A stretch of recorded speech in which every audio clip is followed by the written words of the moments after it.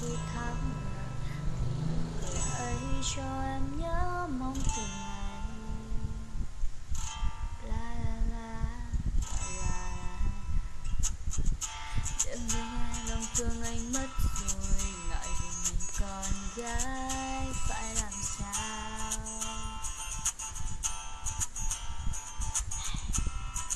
Lỡ buồn lỡ yêu anh, sợ anh xa lánh biết sao giờ, vì chỉ thấy nắng trong tim mình chảy ru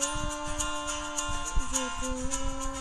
Lỡ mai mình yêu nhau, đừng cho em ngóng nhưng chưa hẹn, dù trời nắng hay mưa trên đầu. Say you do, say you do.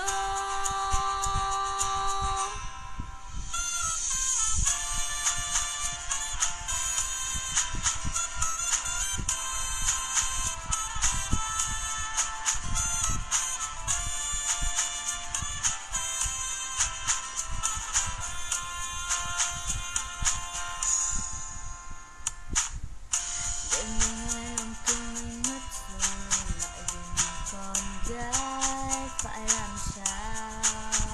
Trời ơi, lỡ buồn lỡ yêu anh, sợ anh xa lánh biết sao giờ, vì chỉ thấy nắng trong tim mình. Say you do, you do. Lỡ mai mình yêu nhau, đừng cho em ngóng nhưng chưa hẹn, dù trời nắng hay mưa trên đầu.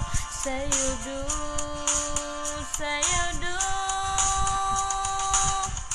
Em nằm mơ nói tiếng yêu anh, thì mai thức giấc sẽ không dám cho anh 1000 tiếng ca. Em yêu anh, em yêu anh, yeah, yeah. Yeah, yeah, yeah.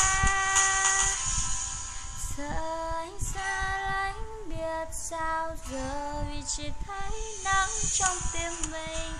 Say you do, yeah, yeah. Wow.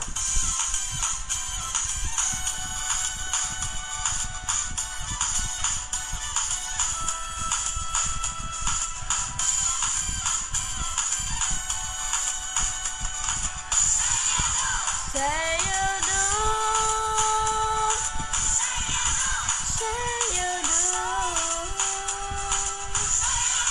say you do. Lỡ buồn lỡ yêu anh, sợ anh xa lánh biết sao giờ, vì chỉ thấy nắng trong tim mình. Say you do, say you do.